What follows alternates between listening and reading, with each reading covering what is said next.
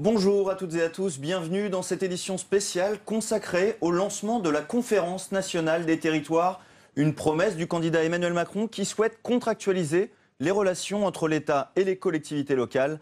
Le président de la République qui sera présent cet après-midi au Sénat, une intervention que vous pourrez suivre dès 14h30 sur notre antenne. Ce matin, pour le lancement de cette conférence, ce ne sont pas moins de 9 ministres qui seront présents sous la coprésidence d'Édouard Philippe, le Premier ministre, et de Gérard Larcher, président du Sénat, les deux hommes qui prononceront d'ici à 30 minutes les discours inauguraux que vous pourrez évidemment suivre sur notre antenne. Pour couvrir cet événement, nous retrouverons régulièrement Saveria Rojek en salle des conférences du Sénat et Mickaël Zamès dans les couloirs du Palais. À mes côtés sur ce plateau, quoi de mieux que deux représentants de la presse régionale pour parler des territoires. Michel Urvoas, bonjour. Bonjour. Éditorialiste politique à Ouest France, et Pascal Jalabert, bonjour. Rédacteur en chef du bureau d'information générale des journaux de l'Est de la France, le groupe EBRA. On prend tout de suite la direction de la salle des conférences du Sénat pour retrouver Saveria Rojek. Alors Saveria, quel est le programme de la matinée pour l'ouverture de cette conférence nationale des territoires ? Eh bien, Jérôme, le coup d'envoi de cette conférence des territoires va être donné d'ici quelques instants avec les discours du Premier ministre et du président du Sénat, Gérard Larcher, qui dès hier a exhorté le chef de l'État, Emmanuel Macron, à être concret. Il nous faut maintenant un vrai programme de travail qui nous permette de donner stabilité et prévisibilité aux collectivités territoriales. Alors, cette conférence des territoires, c'était un des engagements de campagne d'Emmanuel Macron. Ce rendez-vous semestriel doit déboucher sur un pacte entre l'État et les collectivités, un pacte pour définir notamment les objectifs de réduction des déficits. Voilà, alors les ministres, vous l'avez dit, vont arriver d'ici quelques instants, d'ici quelques minutes. C'est donc ensuite Gérard Larcher qui va s'exprimer, suivi du Premier ministre Édouard Philippe. Emmanuel Macron, lui, arrivera pour le déjeuner. C'est à 15h qu'il s'exprimera lors d'une séance plénière, un discours bien sûr très attendu. Voilà donc, Jérôme, pour le programme de cette journée, de cette conférence nationale des territoires. Michel Urvoas, déjà dans la méthode, souhaiter réunir les élus locaux ici au Sénat, c'est une preuve, on ouvre les discussions, ça ne tombera pas comme ça du gouvernement aux collectivités locales cette fois-ci. Mais je crois, d'abord que c'est naturel que ça se fasse au Sénat, qui est quand même l'Assemblée des territoires. Et deuxièmement, c'est vrai que la méthode, c'est déjà du fond, parce que selon la manière dont les choses sont décidées, elles sont acceptées ou refusées. Donc je pense qu'on est là dans un processus qui vise à associer des intérêts qui peuvent paraître contradictoires, qui le sont d'ailleurs quelquefois, mais précisément c'est intéressant de voir ensemble, c'est l'objet de toute négociation, comment on peut dépasser ces contradictions, par exemple, entre le fait métropolitain et le fait rural, en gros, l'idée, c'est qu'il faut faire mieux avec moins. Tout le monde le sait. Donc après, c'est comment on fait ensemble. Et là, après, les enjeux, ils sont pour moi de trois natures, trois niveaux. Il y a un enjeu de justice fiscale. On sait bien que la taxe d'habitation, les impôts locaux, que tout ça n'est pas juste, que ça doit être réformé et que c'est extrêmement difficile techniquement et politiquement à faire. Il y a un enjeu budgétaire. Il faut gagner entre 12 et 13 milliards d'ici à la fin du quinquennat. Et puis un enjeu politique, alors là, sur l'aménagement des territoires, les équilibres territoriaux, la vitalité des centres-villes, l'organisation des transports. On pourra y revenir, mais Emmanuel Macron a dit des choses là-dessus à Rennes l'autre jour, sur lesquels on peut revenir, le numérique, la fracture numérique. Donc là, il y a de très gros enjeux. Ça fait un peu austère comme ça, conférence des territoires aujourd'hui. Il ne faudrait pas détourner le regard parce que c'est austère. C'est la vie des gens. Pascal Jalabert, des gros enjeux. Il va falloir du concret, a demandé Gérard Larcher hier dans une interview au JDD. Il faut s'attendre à des annonces dès aujourd'hui ? Je ne sais pas s'il faut s'attendre à des annonces, puisqu'aujourd'hui, le but, c'est d'arriver à un pacte, un accord, pour voir comment on réalise des économies. En effet, entre 12 et 13 milliards, on parle de 70 000 suppressions de postes quand même dans la fonction publique territoriale. Donc, il y a ces enjeux-là qui sont des enjeux d'économie, dans le cadre du retour à un déficit autour de 3%. Ça, c'est un vrai enjeu.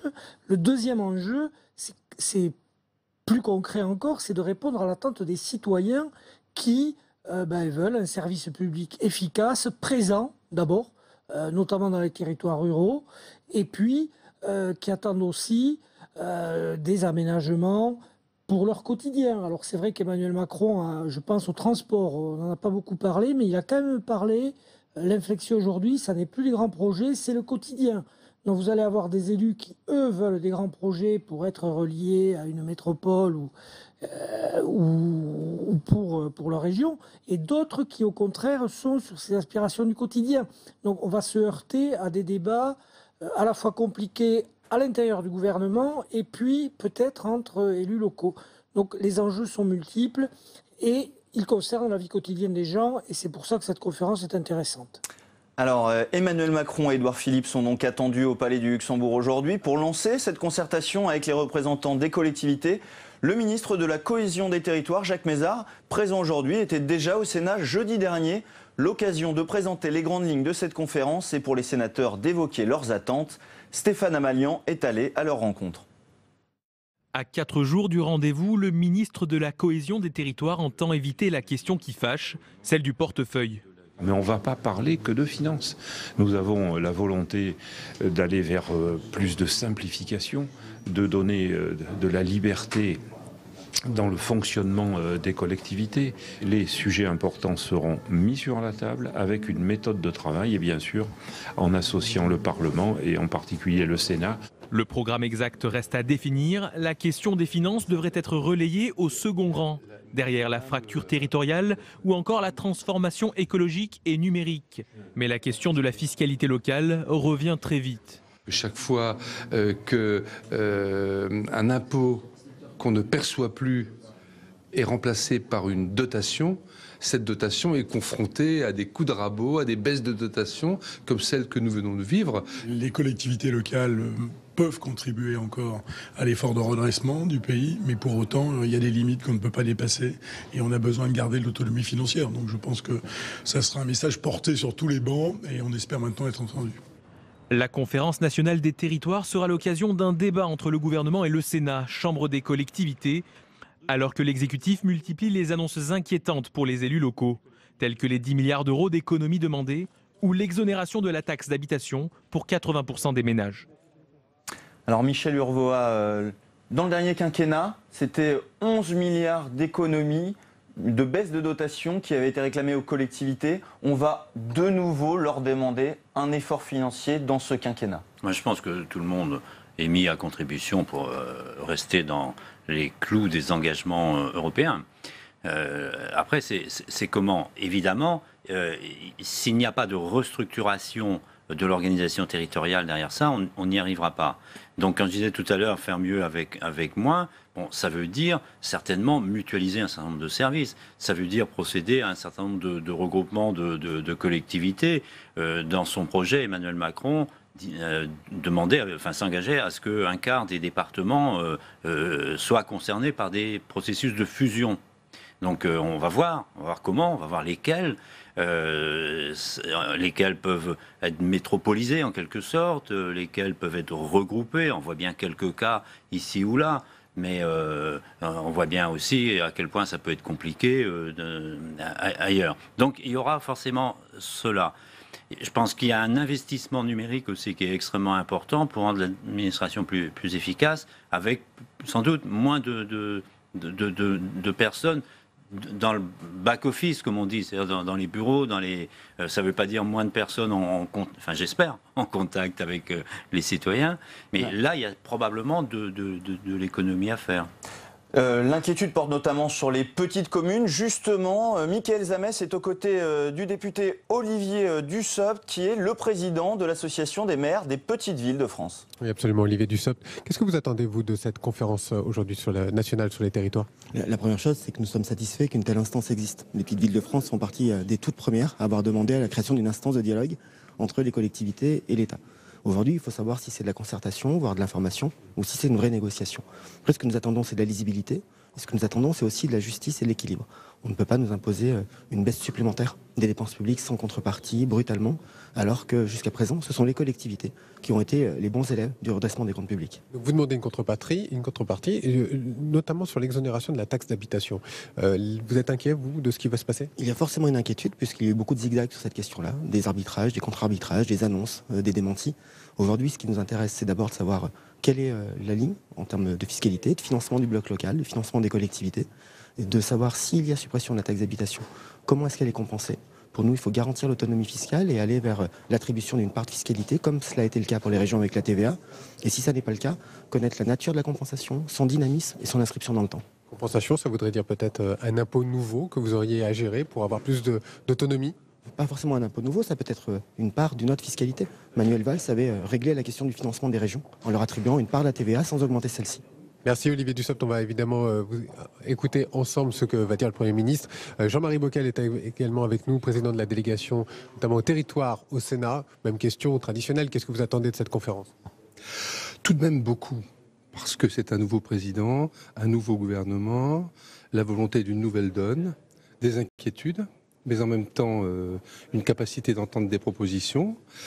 C'est un moment important. Évidemment, c'est pas une fin aujourd'hui, c'est un commencement. On sait bien qu'il y aura d'autres étapes, mais on attend un discours du président, bien sûr les propositions du président du Sénat en amont. Donc oui, pour nous, c'est un temps fort. Il y a des propositions sur la table, notamment celle du président du Sénat qui demande une loi de programmation des finances, notamment sur les 3 prochains mois.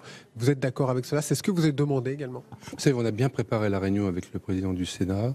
On ne veut pas être dans la plainte. Comment dirais-je, la complainte peut-être. La complainte, même l'éternelle complainte, ça ne serait pas crédible, même si les problèmes sont là, ils existent. Les territoires fragiles, les problèmes de dotation, le risque de perte de notre autonomie fiscale.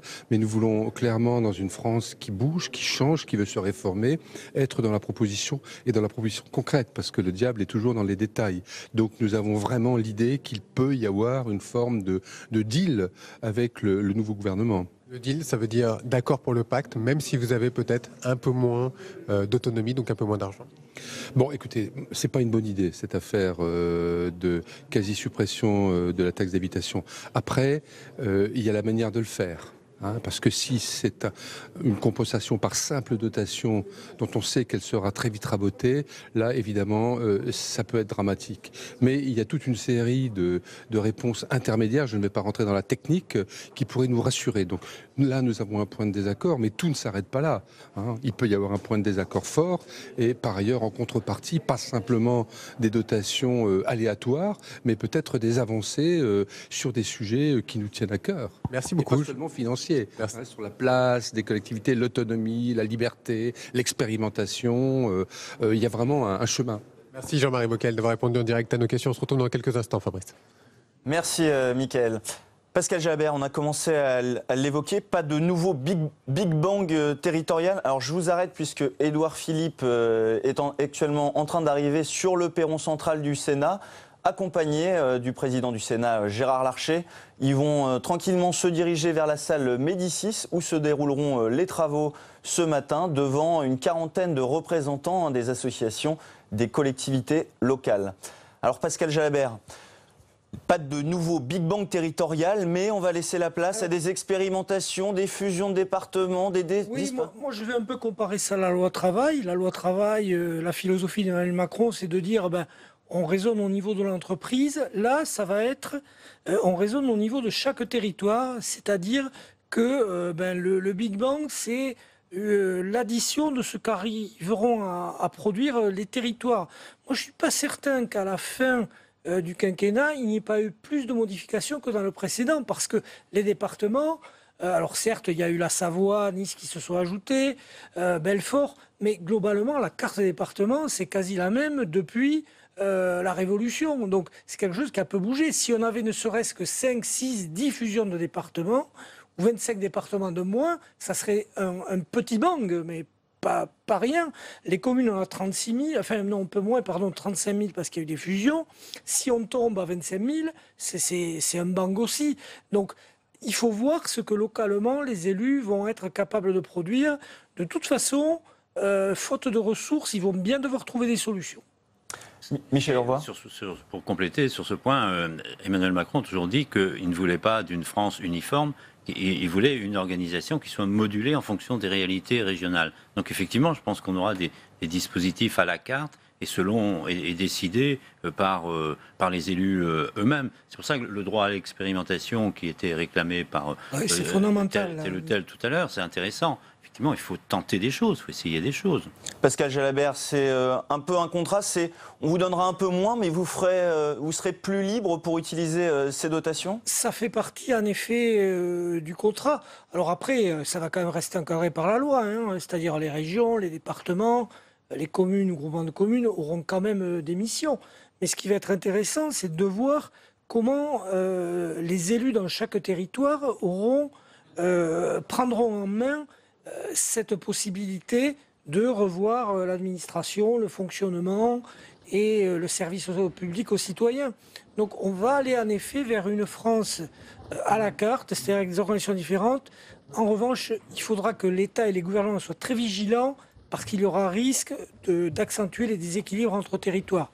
C'est-à-dire ça ne fonctionnera que s'il y a une vraie péréquation et une vraie compensation entre territoires, entre guillemets, riches et territoires un peu plus en difficulté. On va sans doute en savoir un peu plus d'ici quelques minutes, puisque, comme vous le voyez sur ces images, Édouard Philippe, le Premier ministre, est actuellement dans la salle Médicis où vont se dérouler les travaux de ce matin.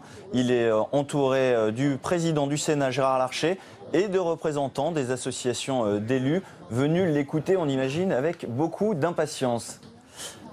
Voilà, actuellement également Gérard Collomb et Mounir Majoubi qui sont présents. Mounir Majoubi pour les questions numériques notamment, qui seront un enjeu du développement des territoires ruraux. Michel Urvoas, on le voit bien, on l'a entendu dans les interviews au micro de Michael Zamès, le point sensible, c'est la taxe d'habitation. C'était une promesse du président Emmanuel Macron.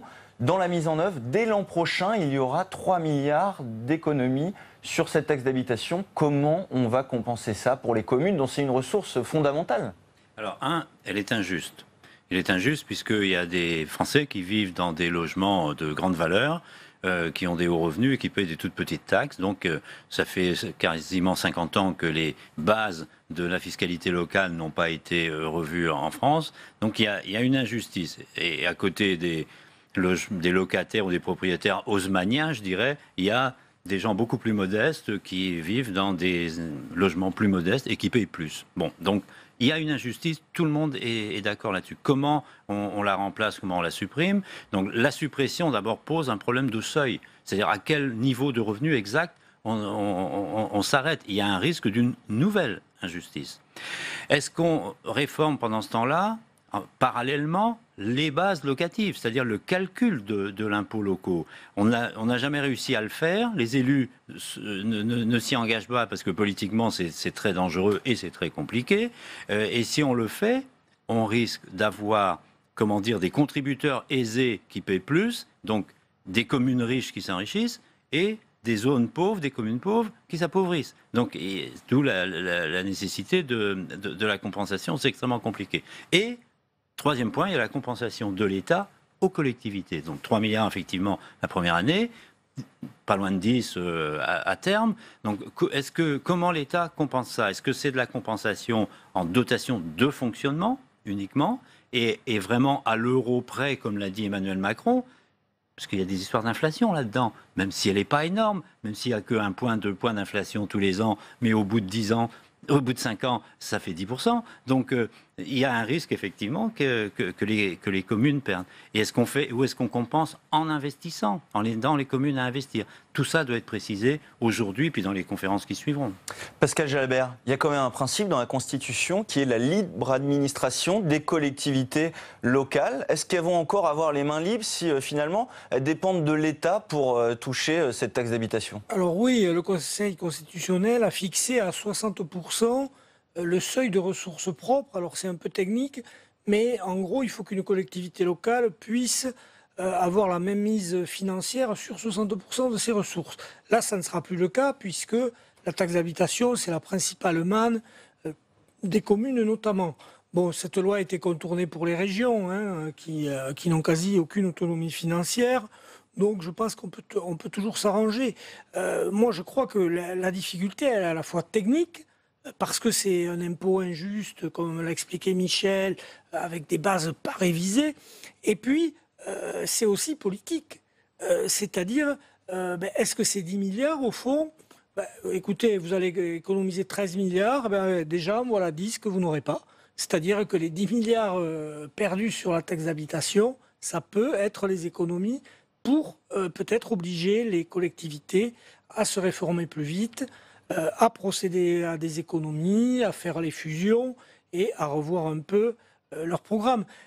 La difficulté quand même, c'est qu'aujourd'hui, l'investissement des départements, des communes, il est très faible, que ça reste un moteur économique, notamment dans les territoires. Vous avez les territoires ruraux, sans l'investissement dans la collectivité, il ne reste plus grand-chose pour les entreprises locales de BTP. Donc du coup, attention, parce que ça peut aussi être une bombe à retardement économique. Michel, il y a toutes les mesures d'accompagnement de l'État qui seront à regarder de très près. On a un exemple, les rythmes scolaires, c'est commencé, d'ailleurs c'est en application, il y a une liberté qui est donnée à chacun de les maintenir ou de changer. Et je pense qu'on peut avoir des choses comparables dans d'autres domaines. En matière de transport, on voit bien par exemple que les aides de l'État vont probablement changer de nature. C'est-à-dire qu'on va passer d'une politique de gros chantiers, de gros investissements, à probablement, enfin c'est ce qu'a dit Emmanuel Macron, c'est ce qui est dans son projet aussi, à des choses, à de la mobilité quotidienne.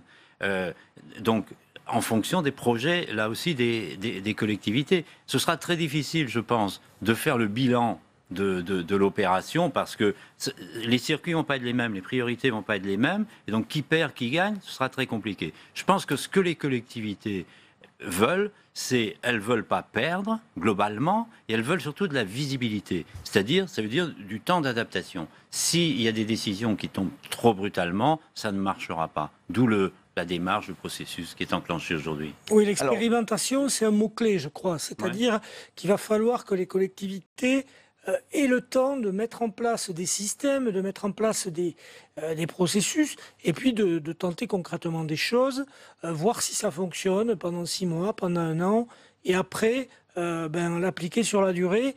Les élus ont énormément d'attentes sur cette question, et on va notamment écouter 2 sénateurs, Philippe Bas et Hervé Marseille, qui étaient sur notre plateau ce matin.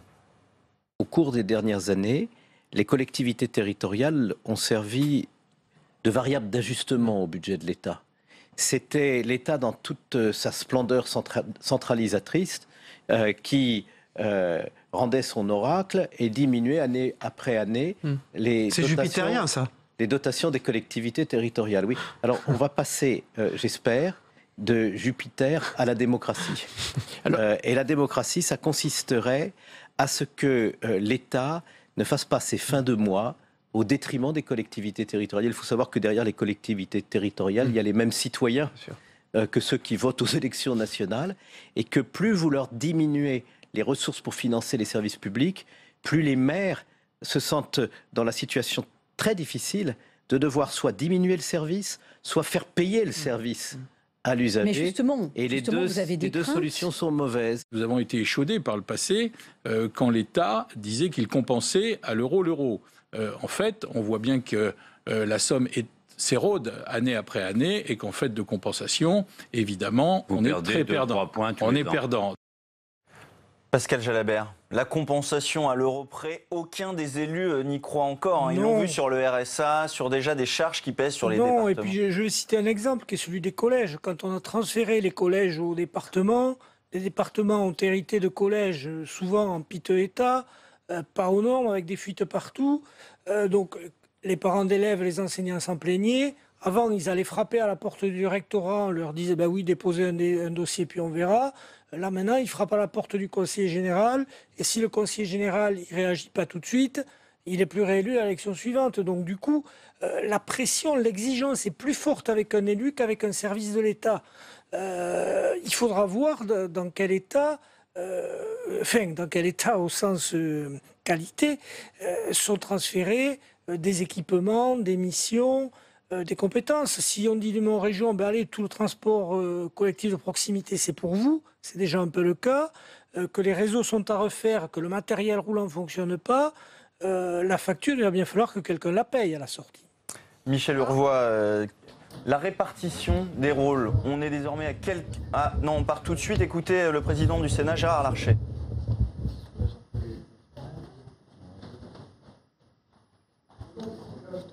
On n'a pas le son. Alors, un petit problème de son. Gérard Larcher qui a pris la parole quelques minutes avant l'heure prévue à 10h. Michel Urvois, rapidement, quelle répartition peut s'organiser entre Édouard Philippe qui intervient ce matin, le Premier ministre, et Emmanuel Macron qui va intervenir cet après-midi? Il y aura un méchant et un bon, ça s'organisera comment? On pourrait tenter de lire a priori les choses comme ça, parce que c'est un peu le partage des rôles depuis le début. Enfin, pas le méchant, mais disons celui qui... Ah, on a retrouvé le son au niveau de Gérard Larcher, on va aller l'écouter.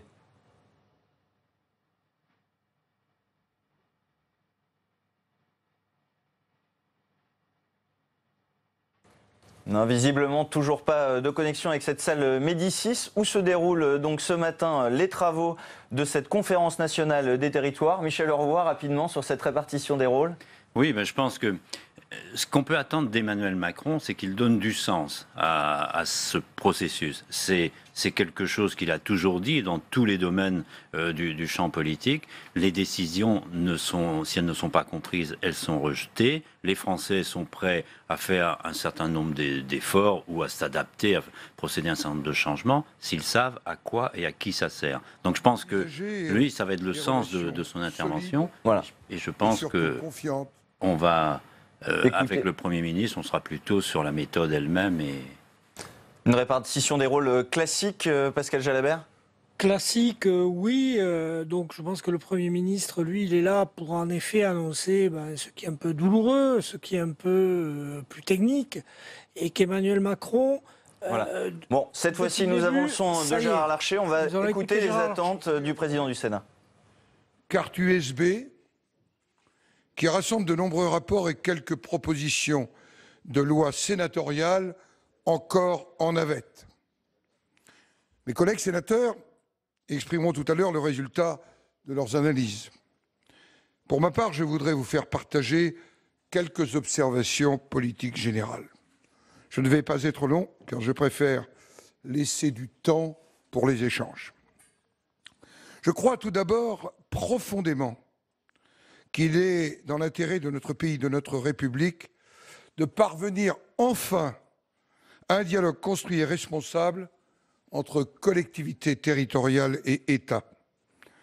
Pas seulement au niveau national, mais aussi sur le terrain, dans les relations au quotidien entre services déconcentrés et collectivités.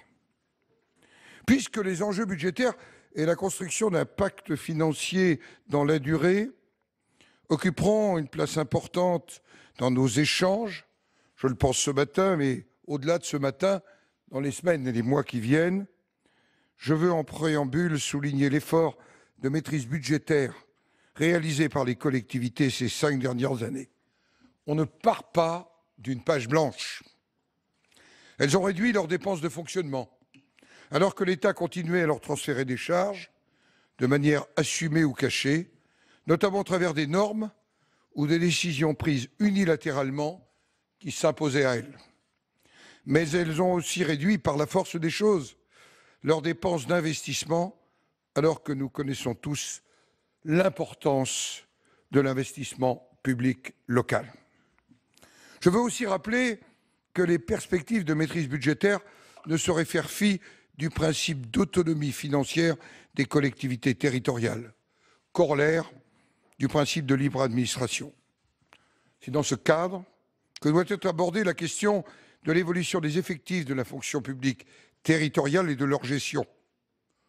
Le Sénat sera très vigilant au respect de ces principes. Mais pour construire une relation de confiance, au-delà des aspects budgétaires, il faut que l'État, Monsieur le Premier ministre, s'engage véritablement à respecter les élus, leur rôle, l'action des collectivités.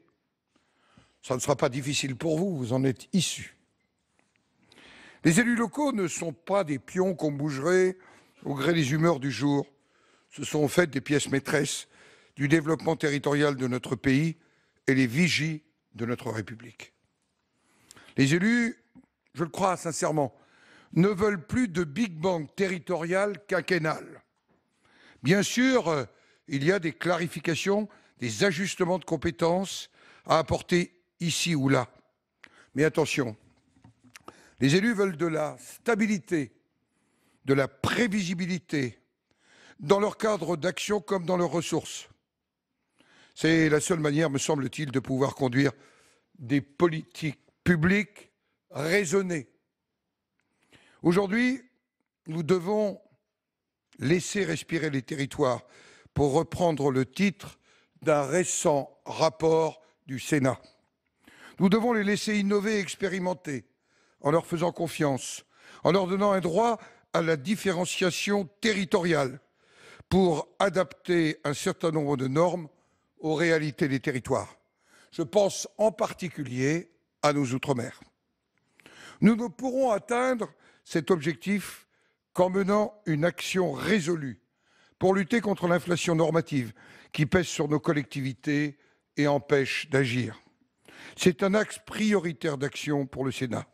Mais il faudra aussi avoir le courage de revoir les lois SRU et ALUR, qui traduisent au fond une défiance vis-à-vis des élus et des libertés locales, et dont les résultats en termes de logements construits et de diversité de logements sont très loin des espérances.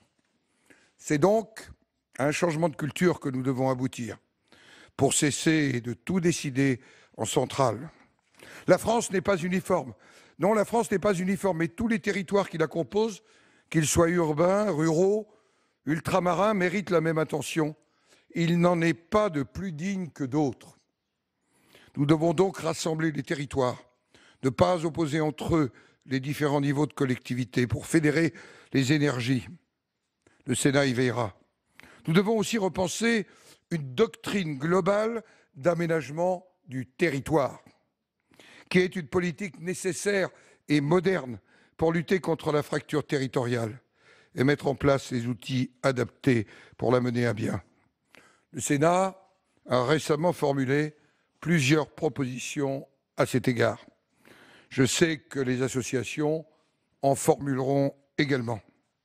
Monsieur le Premier ministre, je veux vous dire que vous pourrez compter sur le Sénat pour accompagner à sa place le processus de dialogue que vous initiez avec les associations d'élus, dont le rôle constitutionnel qui est celui du Sénat et avec son approche que mes collègues vont vous préciser au cours de la matinée. Nous soutiendrons les démarches qui renforcent les libertés locales, car c'est ainsi que nous pourrons réformer notre pays, dans le cadre d'un partenariat respectueux qui ne saurait s'affranchir des principes de libre administration et d'autonomie financière. Je souhaite donc que nos travaux de la matinée se placent dans cette perspective et soient fructueux. Je vous remercie.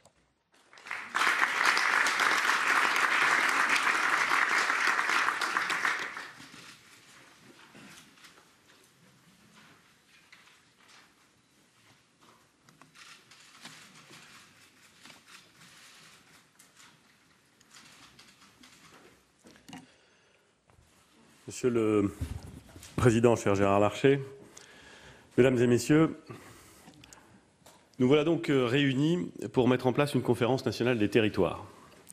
Cette conférence a été proposée par le Président de la République. Elle a un objectif simple, qu'aucune décision affectant les collectivités locales ne soit prise sans y être discutée. Elle porte un enjeu plus compliqué, sortir du face-à-face, parfois stérile, souvent méfiant, entre l'État et les collectivités territoriales. Elle porte en vérité un défi immense, continuer le chemin, et peut-être même à certains égards ouvrir la voie, nous permettant d'aboutir à une décentralisation pleinement assumée, agile et, pour tout dire, intelligente. Il est heureux, Monsieur le Président du Sénat, que nous puissions le faire ici, justement, au Sénat. Et je voudrais en remercier très sincèrement et très chaleureusement Gérard Larcher, ainsi que l'ensemble des sénateurs qui nous accueillent aujourd'hui. Si nous pouvons le faire ici, et je dirais même, Monsieur le Président, si nous devons le faire ici d'abord, c'est parce que le Sénat a ce rôle si particulier. D'abord, au terme de l'article 24 de la Constitution, il assure la représentation des collectivités territoriales de la République. Mais ensuite, ses membres sont des élus par des élus. Et à ce titre, ils portent presque par nature les collectivités territoriales, leurs intérêts, leurs préoccupations, leurs difficultés parfois. Notre objectif sera évidemment d'écouter et de discuter en évitant systématiquement les concurrences et les compétitions qui peuvent exister entre l'ensemble de ceux qui légitimement portent les intérêts des collectivités territoriales, de certaines strates de ces collectivités territoriales, de certaines catégories de ces collectivités territoriales et le Sénat. Merci donc, Monsieur le Président, de nous y avoir accueillis et d'accepter de coprésider cette première réunion. Et il était heureux que nous puissions le faire non seulement ici, mais en mettant, j'allais dire autour de la table, mais en tout cas, imaginons une table, tous les acteurs de ce défi collectif. L'État d'abord, bien entendu l'État, représenté ici par de nombreux membres du gouvernement qui interviendront au fur et à mesure de la matinée et de la journée et qui auront l'occasion d'expliquer nos objectifs. Les représentants désignés par les associations représentant les collectivités territoriales, les régions, les départements, les communes et les intercommunalités, les présidents des instances permanentes de concertation, le comité des finances locales, le Conseil supérieur de la fonction publique territoriale, le Conseil d'évaluation des normes, et bien entendu des représentants du Parlement, Assemblée nationale et Sénat. Là encore, à travers cette représentation, nous souhaitons permettre à chaque territoire, dans toute la diversité qu'il représente, d'être entendu. Qu'il soit isolé ou lointain, qu'il soit représentant de la densité urbaine ou au contraire d'une périphérie qu'il le serait moins, qu'il soit des territoires que l'on présente trop souvent et qui se vivent parfois comme des territoires d'interstice entre deux zones très denses, je pense notamment aux petites villes ou aux villes moyennes, qu'ils portent des caractéristiques qui, au-delà de leur taille ou de leur situation géographique, soient très particulières. Je pense par exemple aux territoires de montagne, je pense au moins autant aux territoires littoraux, aux territoires touristiques ou aux territoires frontaliers. Et il y en a bien entendu beaucoup d'autres qui portent des logiques et des contraintes particulières. Pour réussir cette conférence nationale du territoire, je vous propose 5 chantiers et une méthode. Ces 5 chantiers, c'est d'abord, pour le premier d'entre eux, la question des structures. Nous voulons l'aborder, cette question des structures, sous l'angle des libertés. Il ne s'agit pas d'imposer ou de modifier une architecture globale des collectivités territoriales et certainement encore moins de l'imposer depuis Paris. Il s'agit d'essayer, dans toute la mesure du possible, de laisser la liberté aux territoires d'adapter leur structure aux réalités locales, par des fusions de communes ou des fusions de départements ou par l'approfondissement du fait métropolitain, là où ce sera souhaité localement et quand ce sera dans l'intérêt général. Gérard Collomb, ministre d'État, ministre de l'Intérieur, présentera notre optique sur cette question de structure, mais j'ai entendu ce que disait Monsieur le Président du Sénat, l'objectif de liberté et de stabilité. Et bien, en termes de compétences, nous voulons à la fois permettre aux libertés locales de s'exprimer, tout en conservant l'idée d'une stabilité globale du dispositif. Le deuxième chantier, c'est celui des compétences. Et là encore, nous voulons concilier liberté et stabilité.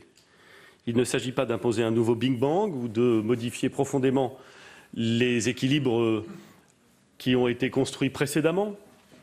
On peut tout à fait penser qu'à certains égards, ils ne sont pas entièrement satisfaisants, mais je crois que personne n'envisage sérieusement de les remettre complètement sur le chantier et d'envisager ce nouveau Big Bang que je décrivais pour l'écarter. Mais cette stabilité, elle peut laisser la place, là encore, à la liberté, par un droit à l'expérimentation, par un droit à la différenciation, par un droit à la délégation, et notamment la délégation de compétences, depuis l'État vers les collectivités territoriales, cela existe déjà, depuis des collectivités territoriales vers d'autres collectivités territoriales. Il nous faut, là encore, innover, expérimenter, faire place à toute cette liberté. Le troisième chantier, c'est le chantier du pacte financier. Il est sensible, évidemment, car la question des moyens est évidemment indispensable pour l'action des collectivités territoriales, vécue comme un élément d'autonomie et de libre administration, héritière, disons-le clairement, de nombreux malentendus ou trop bien entendus entre l'État et les collectivités territoriales, héritière aussi d'un système conçu bien avant la décentralisation, qui a bien sûr évolué, mais dont on peut, je crois, dire, sans trop se tromper, que la lisibilité, l'efficacité et la justice du dispositif fiscal qui prévaut en matière de finances locales est aujourd'hui discutable. Vous connaissez parfaitement la situation des finances publiques, vous savez l'évolution des effectifs dans les trois fonctions publiques. Rien de tout cela n'est soutenable.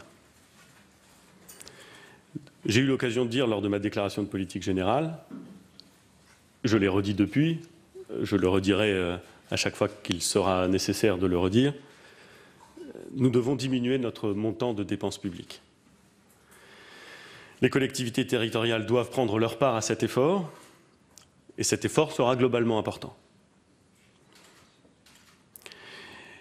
Plutôt que de parler directement et spontanément de baisse des dotations, nous devons essayer, et c'est un exercice délicat, de trouver un mécanisme assurant la baisse de la dépense publique, la baisse de l'endettement public, plus intelligemment que par l'imposition brutale d'une baisse des dotations. Mais entendons-nous bien, trouver un mécanisme de pilotage des dépenses publiques, y compris des dépenses publiques locales, plus intelligent que simplement une baisse des dotations, ne veut pas dire qu'on pourrait contourner l'objectif de baisse des dépenses. Il faudra que nous discutions en confiance, en transparence, pour mettre en place ces mécanismes qui nous permettront d'arriver à un objectif qui, lui, ne sera pas discutable. Nous devons donner plus de visibilité et plus de prévisibilité, je retrouve vos mots, Monsieur le Président, sur l'évolution des ressources des collectivités territoriales. Et nous devons engager une réflexion d'ensemble sur la fiscalité locale, sur la taxe d'habitation, bien sûr, elle est annoncée, mais plus généralement sur l'ensemble du système de financement des collectivités territoriales, parce qu'une décentralisation assumée et intelligente passe par un système de finances locales rénové. Je n'ai aucun doute sur le fait que ce sera dur et aucun doute sur le fait que ce sera long. Je n'ai d'ailleurs pas beaucoup de doute non plus sur le fait que nous trouverons sans doute 1000 raisons de nous enliser. Mais le système qui prévaut aujourd'hui et qui garantit à certains égards l'action des collectivités territoriales n'est pas un bon système. J'ai eu l'occasion de le dire devant le Sénat lors de ma première intervention.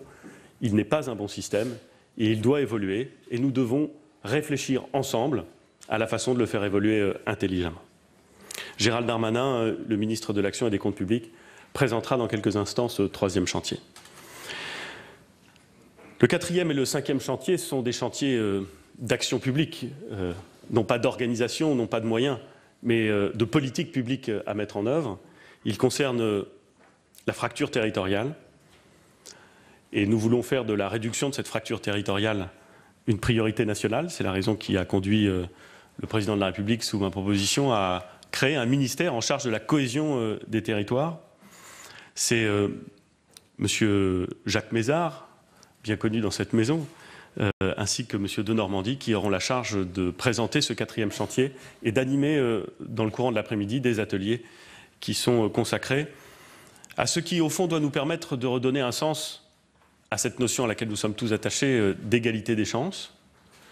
Ça passe par des réflexions sur les déserts médicaux, sur une pensée nouvelle en matière de mobilité, sur des questions de revitalisation des centres-bourgs, des petites villes, sur la question évidemment de la mise en place d'un dispositif permettant à chacun des territoires de notre pays d'avoir accès dans d'excellentes conditions au numérique, donc de pouvoir trouver une façon de s'inscrire dans la transformation du monde sans y être relégué. 5e chantier, celui des transformations écologiques et numériques. Il s'agit de préparer et d'accompagner ces transitions qui sont à la fois inexorables, déstabilisantes à bien des égards et en même temps prometteuses. Nicolas Hulot, Sébastien Lecornu et Mounir Majoubi animeront des ateliers et présenteront la façon dont nous envisageons de discuter avec les collectivités territoriales de la mise en place de ces transitions. Voilà pour les 5 chantiers qui feront l'objet des discussions. Je voudrais dire un mot enfin de la méthode, c'est-à-dire de la façon dont nous pourrions approfondir et discuter de ces sujets. Le premier élément, je reprends là encore votre mot, Monsieur le Président Larcher, qui est un mot, qui est un concept, qui est même une invitation. C'est celui de confiance. Et la confiance, nous savons parfaitement qu'elle ne se décrète pas, qu'elle ne se présume même pas. Elle peut au mieux se construire et se démontrer. Et pour se construire et se démontrer, il faut partir d'un bon pied et la renforcer, y compris dans des désaccords, mais en ayant toujours à l'esprit la nécessité d'échanges réguliers, francs, sérieux et assumés. Cette confiance, elle peut se construire en dépit de désaccords. Et d'ailleurs, sur les bancs de toutes les assemblées, qu'elles soient parlementaires ou locales, nous savons qu'il est possible de créer des liens de confiance en dépit de désaccords. Je dirais même parfois avec des désaccords. C'est vrai dans toutes les intercommunalités. En tout cas, c'est particulièrement vrai dans celle que j'ai eu l'honneur de présider, où quelles que soient les appartenances politiques et quelles que soient les différences d'intérêt des communes qui étaient présentes dans l'intercommunalité, nous étions en mesure de créer justement ce lien de confiance qui permet, en dépit de désaccords, d'avancer, de créer des constats communs et d'envisager des politiques communes. J'ai donc un bon espoir que nous soyons en mesure de construire cette confiance. Notre méthode, elle sera organisée autour d'une instance de dialogue resserré, c'est celle qui nous réunit ce matin, qui pourrait tenir des réunions semestrielles avec justement une façon d'organiser le travail qui nous permettrait de préparer ensemble ces réunions, de travailler ensemble sur les sujets qui y sont évoqués et sur la façon dont nous pouvons avancer, de choisir même ensemble les thèmes qui pourraient être abordés. Dans l'intervalle, nous envisageons un processus de travail élargi à d'autres acteurs. Nous pouvons par exemple facilement mettre en place des missions d'analyse communes, collectivités territoriales, État, des groupes de travail thématiques sur des politiques publiques où un certain nombre de ces thèmes, peut-être que la fin de la matinée nous permettra de les arrêter ensemble. Et puis une réflexion locale, car évidemment tout ne peut pas se passer au Sénat, Monsieur le Président. Beaucoup de choses peuvent s'y passer, mais il faut aussi, si nous voulons que la réflexion soit intense et enracinée, que nous puissions organiser des sessions dans les régions avec les représentants de l'État, avec les élus locaux, pour discuter un certain nombre de sujets. Cette méthode, je propose qu'on l'écrive, que l'on conclue un contrat de méthode.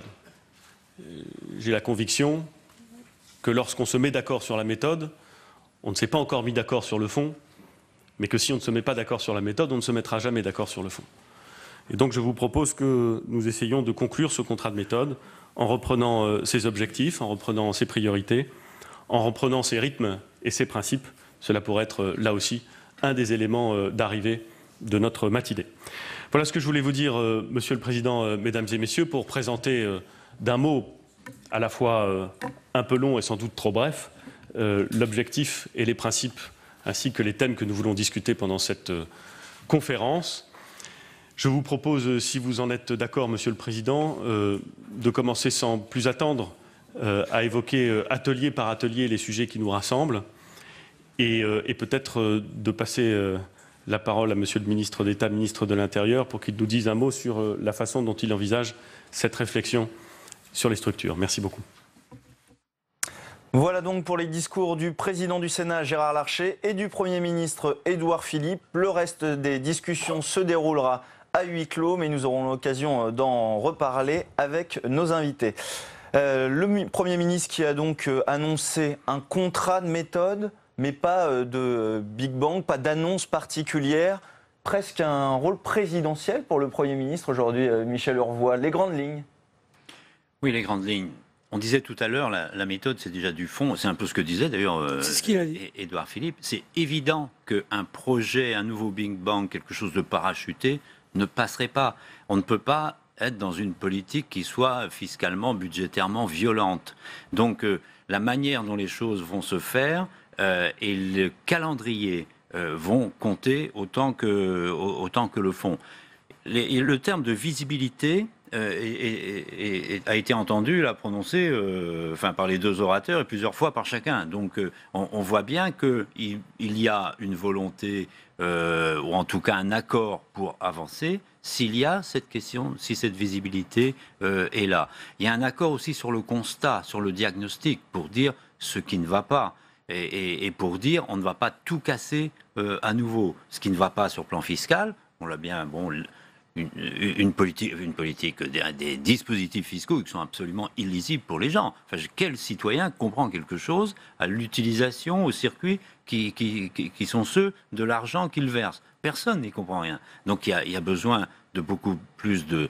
C'est pas de la transparence, parce qu'il n'y a rien de caché, mais de compréhension autour de l'usage, de l'emploi de l'argent public.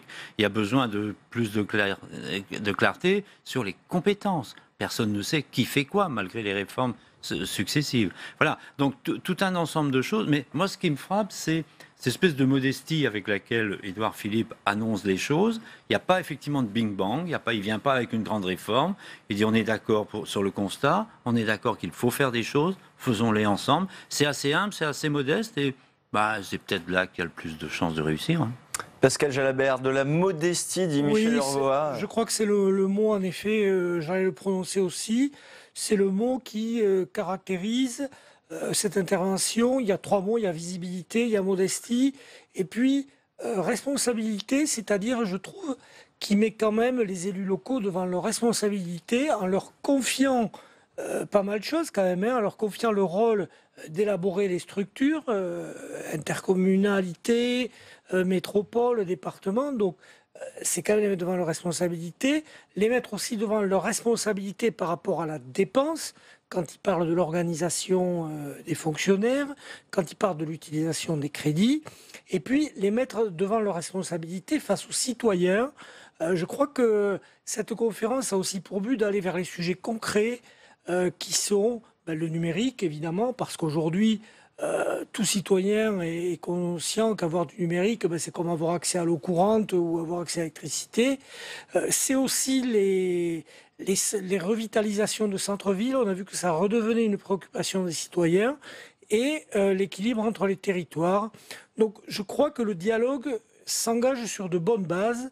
Après, il va falloir que chacun prenne ses responsabilités, c'est-à-dire que côté gouvernement, on donne de la visibilité et que côté élus locaux, on se mette au travail dans une logique constructive et non pas de concurrence ou d'arrière-pensée électorale. Il y a quelque chose que je trouve d'intéressant, je ne sais pas sur quoi ça débouchera. On a qualifié Emmanuel Macron d'un pouvoir, d'une incarnation d'un pouvoir autoritaire, centralisateur, etc. Il est vu comme ça, il est décrit comme ça. Et là, dans son projet, il dit il faut donner des libertés. J'observe que Édouard Philippe a parlé de décentralisation assumée, agile, intelligente. Alors ça m'intéresse beaucoup parce que nous qui sommes des journalistes qui connaissons un petit peu les territoires, je pense que sont des mots, et j'espère que ce ne sont pas que des mots, qui vont faire tilt dans un certain nombre de territoires de l'Est de la France, bien sûr, et dans l'Ouest. Je peux vous dire que quand on dit décentralisation, ça veut dire quelque chose. Il y a une attente. Donc ça, c'est intéressant parce que ça veut dire que la conception de l'organisation des pouvoirs territoriaux n'est peut-être pas celle qu'on avait imaginée pendant la campagne, en tout cas si on n'avait pas lu de très près le projet d'Emmanuel Macron. Et donc là, je pense que c'est une balle, ça, qui va être saisi au rebond, en tout cas dans l'Ouest, j'en suis sûr. Oui, c'est bien que Gérard Collomb s'exprime, parce qu'à Lyon, Lyon n'a pas attendu les directives de Paris pour s'organiser. C'est Gérard Collomb et le sénateur Michel Mercier qui ont réparti la métropole, le département, qui ont quand même créé un écosystème local assez efficace avec les chefs d'entreprise, avec les ONG d'environnement. Donc les territoires, alors c'est vrai, c'est plus facile à Lyon où l'économie se porte bien, certainement que dans des zones un peu plus en difficulté, mais les territoires ont des capacités. Il ne faut pas que l'État les regarde comme des élus locaux à qui on va expliquer comment le monde marche. Donc je crois qu'ils vont pouvoir saisir la balle au bond, en effet.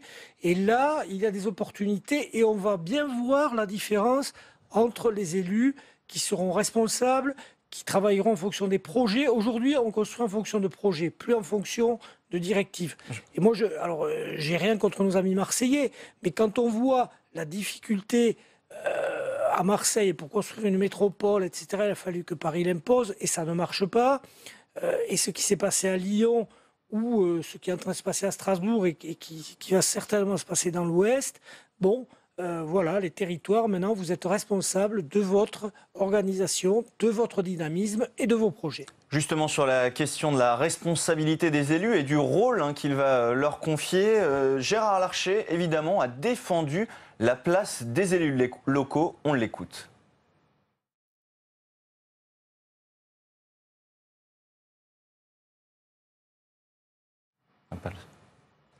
Alors, visiblement, nous avons toujours pas le son pour cet extrait de Gérard Larcher. En revanche, peut-être Édouard Philippe lui a répondu sur cette thématique et lui a promis que le Big Bang territorial, c'était fini. On écoute le Premier ministre.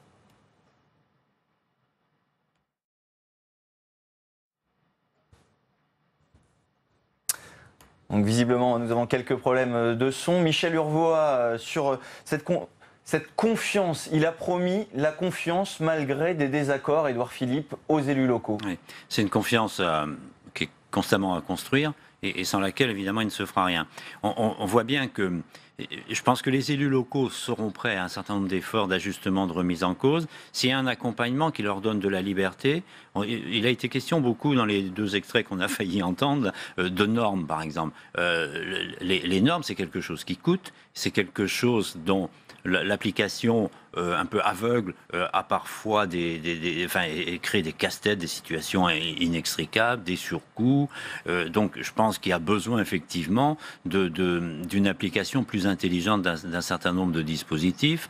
On peut imaginer des libertés données, on évoquait les rythmes scolaires tout à l'heure, où là on retrouve une souplesse locale. Il y a peut-être d'autres domaines où dans le partage intelligent de compétences. Donc cette souplesse-là et le temps qui serait offert pour l'organiser, je pense que c'est quelque chose que les élus apprécieront et que c'est une condition pour avancer. Pascal Jalabert, des avancées, mais l'objectif n'est pas négociable, a dit le Premier ministre. Il y aura les économies, 10 à 13 milliards d'euros pour les collectivités durant ce quinquennat. Voilà, alors Gérard Larcher l'a rappelé, les collectivités ne partent pas de rien. Il y a quand même eu 11 milliards d'économies réalisées sous le précédent quinquennat. Donc les élus savent faire des économies.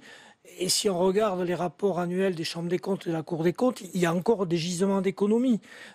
Donc là, en effet, c'est la partie non négociable et c'est la partie entre guillemets la plus délicate. Mais les élus ont l'impression de les faire seuls, ces efforts, que l'État, lui, ne prend pas sa part. Alors là, justement, je pense que le timing est bien calculé, c'est-à-dire que la semaine dernière, Gérard Darmanin, puis ministre du Budget, puis Édouard Philippe ont expliqué et ont donné des montants précis d'économie à chaque ministère, donc ça les rend crédibles devant les élus. Voilà. Lors du précédent quinquennat, c'est vrai que c'est la sécurité sociale et les élus qui ont fait les économies, l'État un peu moins. Donc là, ils ont voulu avancer en termes de crédibilité en montrant que l'État allait commencer lui-même par des économies dans tous les domaines, y compris la défense. On a vu les polémiques que ça a suscité. Il faut bien voir, je crois, parce que tout argent, tout euro ne se vaut pas. C'est-à-dire qu'on parle d'un côté de fonctionnement et on parle d'un autre côté d'investissement. Donc je pense que l'idée des économies qu'évoque Édouard Philippe, ce sont des économies de fonctionnement. C'est-à-dire, il s'agit d'avoir... Emmanuel Macron a une expression, il dit moins de gras, plus de muscles. Ben, c'est un peu ça, c'est-à-dire qu'il veut avoir des collectivités dont le fonctionnement coûte moins cher, et il veut avoir en même temps, il ne veut pas que ça pèse sur l'investissement. Si ça pèse sur l'investissement, c'est catastrophique. Donc on a parallèlement un effort d'investissement qui est prévu. Il y a le plan de 50 milliards, dont une partie vient, abonder les efforts des collectivités. Il ne faut pas oublier que les collectivités locales, c'est le premier investisseur en France. L'État n'est pas un gros investisseur, à part un peu dans le militaire. C'est pas l'État qui investit, ce sont les collectivités à hauteur de 70 milliards par an. Donc si on touche à ça, là, ça a des conséquences sur l'économie. Donc il faut à la fois faire fondre un peu les coûts de fonctionnement, mais il faut maintenir l'effort d'investissement parce qu'il y a une demande qui ne cesse de croître. Pourquoi ? La population augmente. Toujours 300 000 habitants de plus par an en moyenne, mais au bout de 10 ans, ça fait 3 millions. Donc ça veut dire des services en plus. Il y a une demande des citoyennes qui est de plus en plus forte, y compris dans des petites collectivités, dans les petites villes. On veut la même chose que dans la grande ville. Donc cette demande-là, comment on y répond ? Jusqu'où on est prêt à aller ?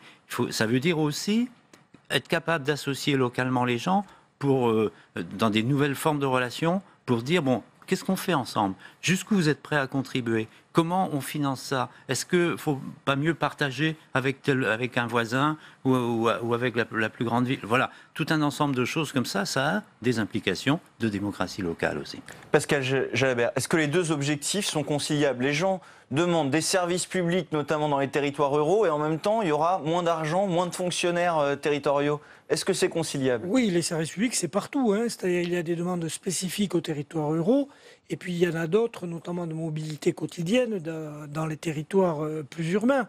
Donc, en effet, de ce côté-là, il est clair que le gouvernement, que les collectivités locales ne peuvent pas relâcher l'effort sur tout ce qui est services publics pour des raisons démographiques, pour des raisons aussi de mise à jour. On a quand même beaucoup d'équipements qui commencent à dater, qu'il faut mettre aux normes, qu'il faut revoir. Et puis, il y a le numérique. Il faut quand même que tous les territoires, dans les 5 ans à venir, peut-être qu'il faut un peu forcer la main aux opérateurs, mais aient les mêmes chances devant le numérique.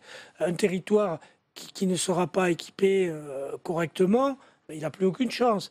Donc voilà, il y a tout cet effort à mener. Tout ça, ce sont des investissements générateurs d'emplois, directement, il faut aussi le dire, sur les fameux 70 milliards d'investissements des collectivités. Donc du coup, il faut que les collectivités parviennent à dégager des marges pour pouvoir investir et rendre un meilleur service public. Alors, il va falloir regarder très finement, c'est du détail, mais comment on utilise le personnel. Peut-être que certaines activités, il faut les numériser ou les regrouper entre collectivités. Tout ce qui est back-office, tout ce qui est fonctionnement, ça doit être faisable. Voilà, on va sur le rôle qu'auront les élus locaux. Nous allons écouter la place que souhaite leur donner le président du Sénat, Gérard Larcher. Les élus locaux ne sont pas des pions qu'on bougerait au gré des humeurs du jour. Ce sont en fait des pièces maîtresses du développement territorial de notre pays et les vigies de notre République. Les élus, je le crois sincèrement, ne veulent plus de Big Bang territorial quinquennal. Bien sûr, il y a des clarifications, des ajustements de compétences à apporter ici ou là. Mais attention, les élus veulent de la stabilité, de la prévisibilité, dans leur cadre d'action comme dans leurs ressources. C'est la seule manière, me semble-t-il, de pouvoir conduire des politiques publiques raisonnées. Et on écoute la réponse immédiate du Premier ministre, Édouard Philippe, sur cette question. Il ne s'agit pas d'imposer ou de modifier une architecture globale des collectivités territoriales et certainement encore moins de l'imposer depuis Paris. Il s'agit d'essayer, dans toute la mesure du possible, de laisser la liberté aux territoires d'adapter leur structure aux réalités locales. Par des fusions de communes ou des fusions de départements ou par l'approfondissement du fait métropolitain, là où ce sera souhaité localement et quand ce sera dans l'intérêt général. Gérard Collomb, ministre d'État, ministre de l'Intérieur, présentera notre optique sur cette question de structure. Mais j'ai entendu ce que disait Monsieur le Président du Sénat, l'objectif de liberté et de stabilité. Eh bien, en termes de compétences, nous voulons à la fois permettre aux libertés locales de s'exprimer, tout en conservant l'idée d'une stabilité globale du dispositif. Michel Aurvois, si on voit beaucoup de modestie dans le discours du Premier ministre, est-ce que c'est pas parce que ça manque de détails quand même? On vous laissera de la liberté, mais faudra bien trancher. C'est pas très détaillé quand même. Non, mais je pense que tout simplement, il veut chercher à faire que les choix, les arbitrages soient appropriés par les acteurs eux-mêmes. Et c'est la meilleure manière de réussir une réforme. Il n'y aura pas de diktat venu d'en haut. Alors il faudrait vraiment que rien ne fonctionne et qu'il faille en catastrophe. Mais on n'est pas, en tout cas à l'heure qu'il est, du tout dans cette manière-là d'aborder les choses. On est un peu dans une espèce de Grenelle. On a toujours utilisé ce mot-là, on l'avait utilisé... Un Grenelle des territoires de l'environnement. Voilà, c'est-à-dire qu'on associe tout le monde. Et puis, il y a un moment, c'est tout le monde qui dit, oui, il faut faire comme ça, il faut arbitrer dans ce sens-là.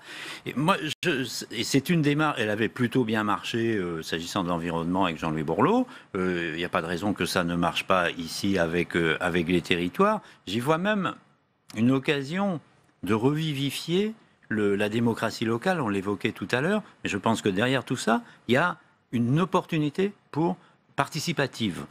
Après, si j'étais élu local, en tout cas, je pense que c'est ce que j'essaierai de faire. Et deuxièmement, il a parlé aussi, bien sûr, de la transition écologique, environnementale. Je pense qu'il y a dans l'organisation, à la rencontre entre l'organisation des territoires et la préoccupation environnementale, des choses à imaginer. Des choses à imaginer dans les déplacements du quotidien, mais aussi dans des circuits plus courts, dans des manières de s'approvisionner, d'approvisionner les cantines scolaires, dans le lien entre le monde rural qui entoure les zones urbaines et ces zones urbaines, comment on travaille ensemble, comment on produit ensemble, comment on transporte ensemble, et comment la ville aussi contribue à vivifier, à revivifier ces territoires. Donc je pense que ça crée une obligation qui peut être une opportunité politique au sens noble du terme. Pascal Jalabert, on le voit, les chantiers sont énormes. Est-ce qu'on va pouvoir aboutir rapidement à des décisions? Ça va être long de se mettre d'accord sur tous ces sujets. Moi, je pense que là, il y a une conférence des territoires qui est entre guillemets nationale, mais je crois qu'en effet, les élus locaux auraient intérêt à organiser des mini-conférences sur chacun des territoires avec, certes, tous les élus locaux, parce que c'est leur rôle, mais aussi associer les agriculteurs, les chefs d'entreprise, des citoyens. Aujourd'hui, c'est facile, avec les réseaux sociaux, avec Internet, de recueillir toutes les initiatives pour organiser de façon plus participative chaque territoire. Et je crois que ça sera compris. C'est-à-dire qu'un élu local, s'il voit bien que les citoyens, les acteurs économiques disent nous, comme ça nous permettrait de créer un circuit court, ça nous permettrait de revoir l'organisation du travail pour nos salariés.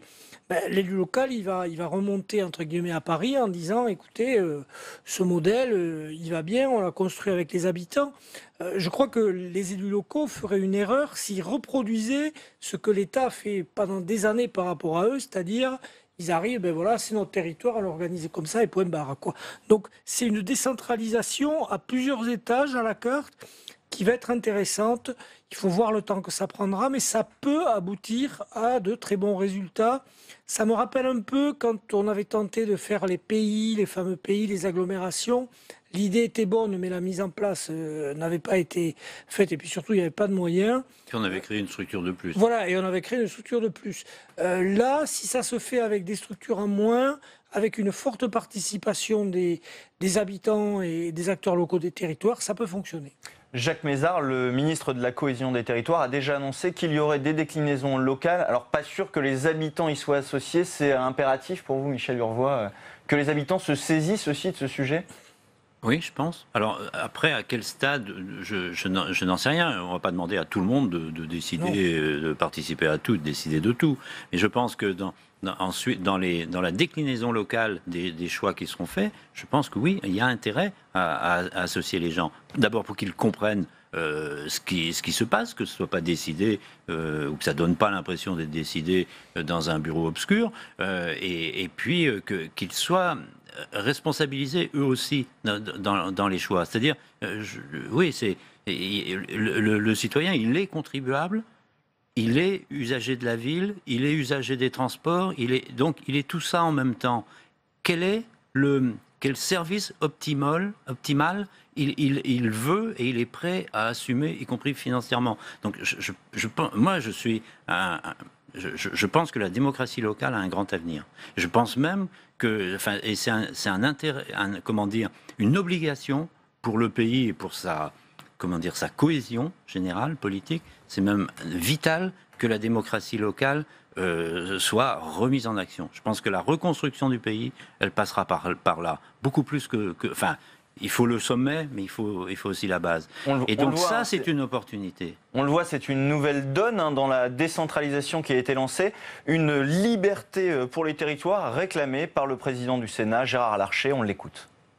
Monsieur le Premier ministre, je veux vous dire que vous pourrez compter sur le Sénat pour accompagner à sa place le processus de dialogue que vous initiez avec les associations d'élus, dont le rôle constitutionnel qui est celui du Sénat, et avec son approche que mes collègues vont vous préciser au cours de la matinée. Nous soutiendrons les démarches qui renforcent les libertés locales, car c'est ainsi que nous pourrons réformer notre pays, dans le cadre d'un partenariat respectueux qui ne saurait s'affranchir des principes de libre administration et d'autonomie financière. Une liberté qu'a saisie le Premier ministre Édouard Philippe, qui l'a promis, mais en échange, il y aura des contreparties. On l'écoute. J'ai eu l'occasion de dire lors de ma déclaration de politique générale, je l'ai redit depuis, je le redirai à chaque fois qu'il sera nécessaire de le redire, nous devons diminuer notre montant de dépenses publiques. Les collectivités territoriales doivent prendre leur part à cet effort, et cet effort sera globalement important. Plutôt que de parler directement et spontanément de baisse des dotations, nous devons essayer, et c'est un exercice délicat, de trouver un mécanisme assurant la baisse de la dépense publique, la baisse de l'endettement public, plus intelligemment que par l'imposition brutale d'une baisse des dotations. Mais entendons-nous bien, trouver un mécanisme de pilotage des dépenses publiques, y compris des dépenses publiques locales, plus intelligent que simplement une baisse des dotations, ne veut pas dire qu'on pourrait contourner l'objectif de baisse des dépenses. Il faudra que nous discutions en confiance, en transparence, pour mettre en place ces mécanismes qui nous permettront d'arriver à un objectif qui, lui, ne sera pas discutable. Pascal Jalabert, de la liberté en échange d'un effort financier, et c'est là qu'il va falloir trouver, parce qu'on parle de liberté, on voit bien, il y aura des fusions de départements, mais concrètement, où est-ce qu'on va pouvoir tailler ? Ça va être le côté le plus délicat, parce que derrière tout ça, il y a quand même des hommes et des femmes, des fonctionnaires. On a vu qu'avec la fusion des régions, les économies, elles risquent de tarder à arriver. C'est pas évident entre Dijon et Besançon, entre Lyon et Clermont-Ferrand, de dire on supprime un poste là, on le met là. Ça coûte même plus dans une phase transitoire. Dans la phase transitoire, ça coûte plus.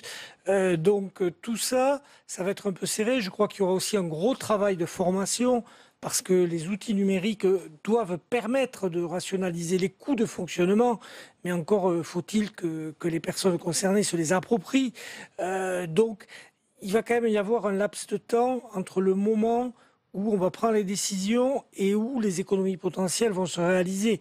Et là, il va falloir associer tout le monde. Donc, c'est un effet délicat. Édouard Philippe a prononcé le mot. Ça se joue sur peu.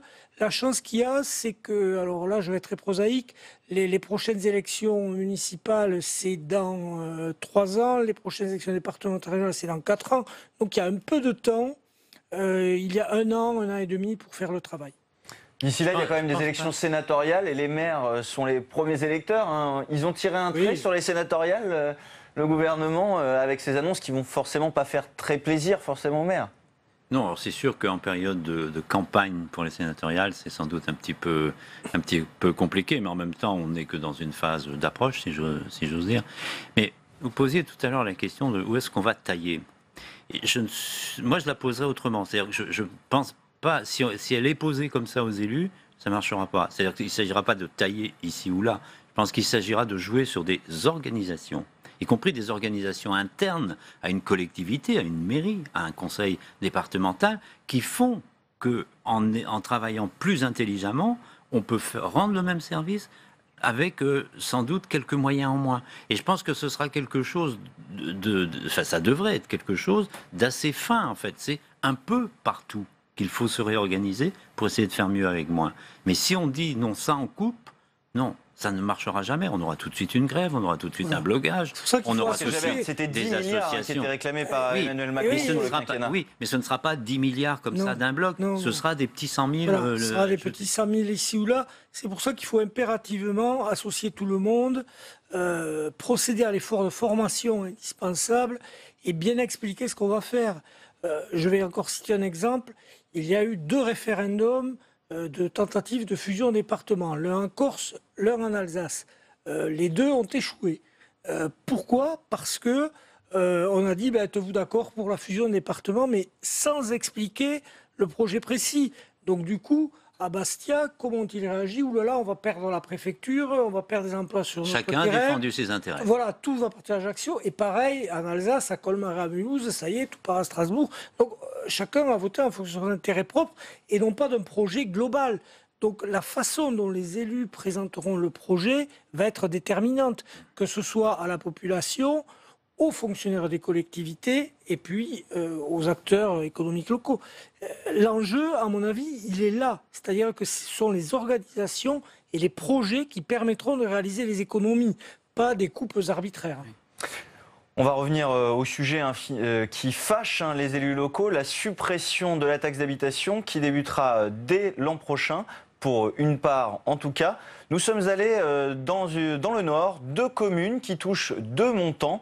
C'est l'exemple qu'avait choisi Gérald Darmanin, ministre des Comptes publics, pour justifier cette suppression.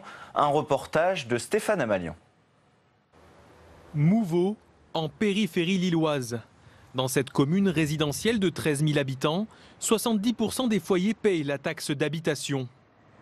Comme Bernard, retraité, qui a versé 867 € en 2016. Ça augmente régulièrement, mais de façon raisonnable.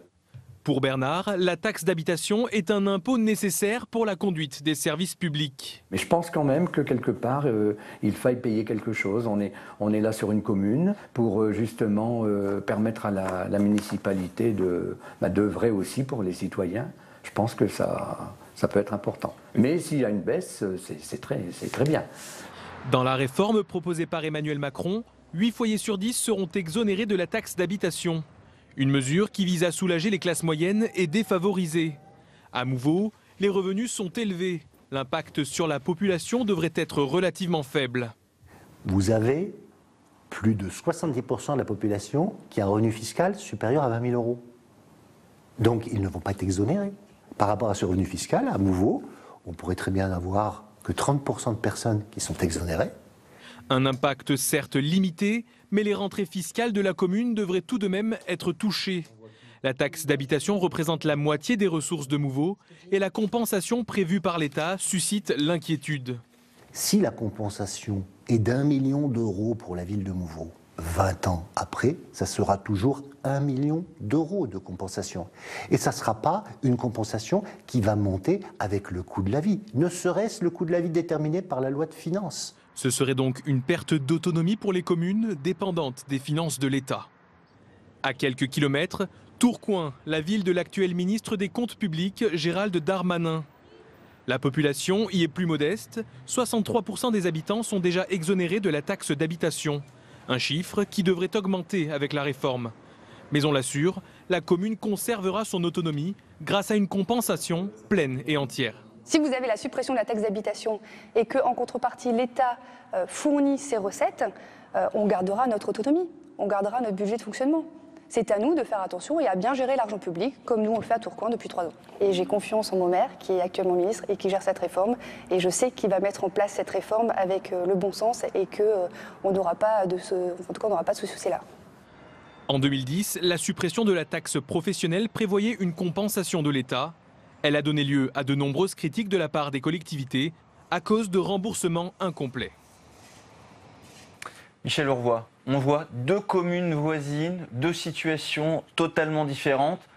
Cette taxe, elle est injuste, mais il va bien falloir imaginer un autre dispositif maintenant. Oui, enfin, en tout cas, sur le diagnostic, là, c'est frappant. Enfin, on voit bien qu'on ne peut pas rester dans une situation où les riches s'enrichissent et les pauvres s'appauvrissent. Enfin, bon. Donc, alors, il y a la question, effectivement, de la compensation par l'État dans la dotation globale de fonctionnement. Là, il faudra être très vigilant et il suffit, effectivement, on peut jouer sur l'inflation. Et au bout de quelques années, ça fait un manque à gagner considérable. On l'a vu dans d'autres domaines. On l'a vu dans le RSA, par exemple, où l'augmentation des besoins sociaux n'a pas été compensée par l'État comme il l'avait dit. Et ça porte sur des sommes extrêmement importantes. Donc il y a le volume. Et puis il y a la garantie dans la durée, qui sont deux éléments importants. Pascal Jalabert, les maires pouvaient décider avant d'augmenter la taxe d'habitation, voire de la baisser, c'était plus rare. Mais du coup, maintenant, s'il y a une compensation par l'État, ces augmentations ou ces baisses, elles ne seront plus compensées. Ils n'auront plus ce levier. Alors, il faut savoir, moi je peux vous citer des maires qui ont augmenté de façon raisonnable chaque année la taxe d'habitation, sans que leurs administrés crient au loup, parce que s'ils voient que le service public s'améliore, ils peuvent comprendre que eux consentent à un effort. Donc ça, c'est la première chose. C'est-à-dire, il y a quand même une déconnexion. Le risque, c'est... moi, je vois aussi un risque là. C'est-à-dire que, ben oui, je paie un impôt local, mais au moins, je vois les résultats. Là, bon, ça déresponsabilise quelque part un peu le contribuable. Ensuite, en France, on est les champions pour construire Fos-sur-Mer, Dunkerque, avec des tuyaux partout. Et on fait pareil pour les impôts. C'est-à-dire qu'aujourd'hui, les Français ne savent pas comment fonctionnent ces usines à gaz d'impôts qui créent de l'injustice. Et là, moi, je redoute l'effet de seuil. C'est-à-dire que vous allez avoir un contribuable qui gagne 200, 300, 400 euros à peine de plus que le voisin, qui, lui, va payer plein pot, et l'autre va payer zéro. Donc, attention à la réforme qu'on va faire.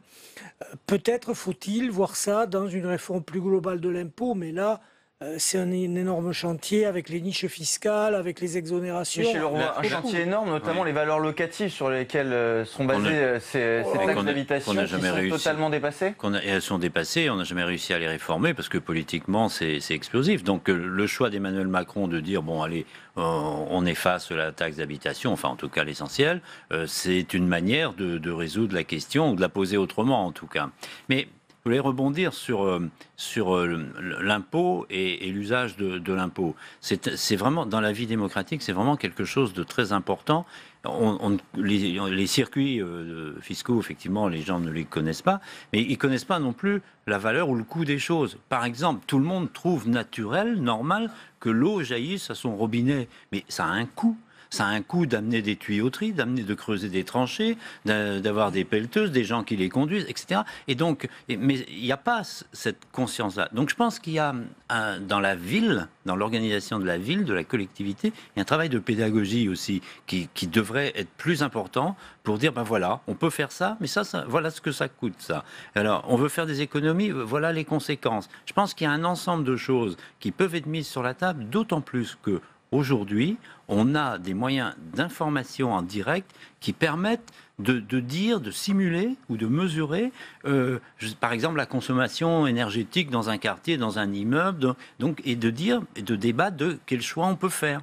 C'est possible, enfin, c'est plus facile aujourd'hui qu'hier. On peut définir ensemble des horaires d'éclairage public, par exemple.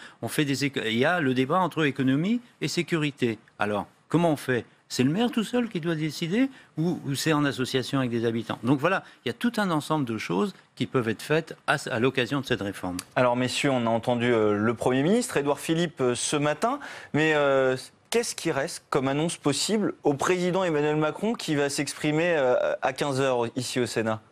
Donner de la perspective et donner du sens. C'est-à-dire, il faut qu'il explique globalement ce qu'il attend des élus par rapport aux économies qu'il veut faire. Je crois que le message qui va leur passer, c'est plutôt du Kennedy, c'est-à-dire prenez votre destin en main et puis on verra ce qu'on peut faire ensemble.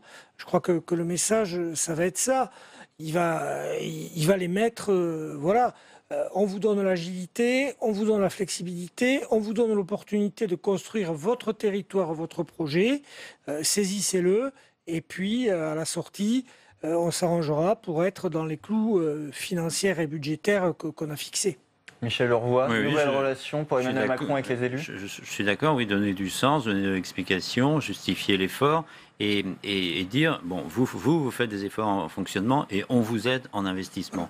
Et donc je pense que par exemple sur le numérique, on va avoir la confirmation d'un effort budgétaire qui va être discuté ici à l'automne à partir de l'an prochain. Je pense que dans les zones rurales, par exemple, dans les propositions d'Emmanuel Macron, il y a 10 milliards d'investissements prévus pour les territoires ruraux. Donc c'est intéressant qu'il nous dise peut-être un peu plus précisément ce qu'il entend en faire. Il y a la transition énergétique qui concerne ô combien les territoires. Là aussi, gros efforts d'investissement. Donc on voit bien qu'on a un État qui est plus préoccupé, et à juste titre aujourd'hui, d'investir et en disant à ses partenaires élus locaux, on vous aide à investir, aidez-nous à ce que ça coûte moins en fonctionnement.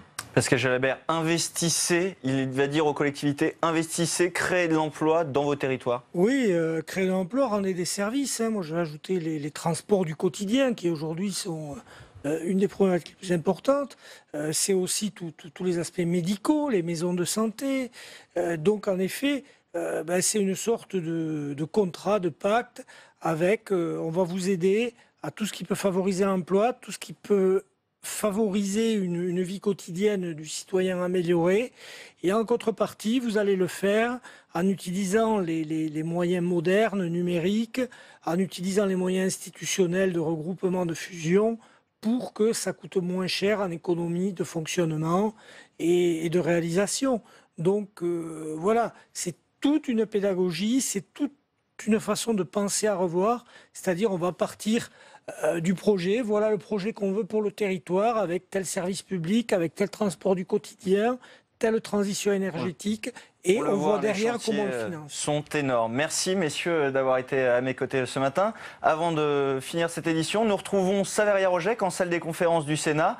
Saveria, alors comment ce discours d'Édouard Philippe a-t-il été reçu par les élus finalement ce matin ? Eh bien, Jérôme, avant Édouard Philippe, c'était d'abord Gérard Larcher, le président du Sénat, qui a exhorté Emmanuel Macron à être concret et à donner de la stabilité aux collectivités territoriales. Et puis, vous l'avez dit, ensuite, c'était Édouard Philippe qui s'est exprimé, le Premier ministre qui s'est voulu rassurant sur le rôle que doit jouer le Sénat, rassurant sur la méthode. Il a lancé 5 chantiers, 5 axes de travail. Tout d'abord, la gestion des structures, ensuite les compétences, la délégation des compétences, a insisté Édouard Philippe. 3e chantier, le pacte financier. Un dossier particulièrement sensible, bien sûr, vous l'avez dit.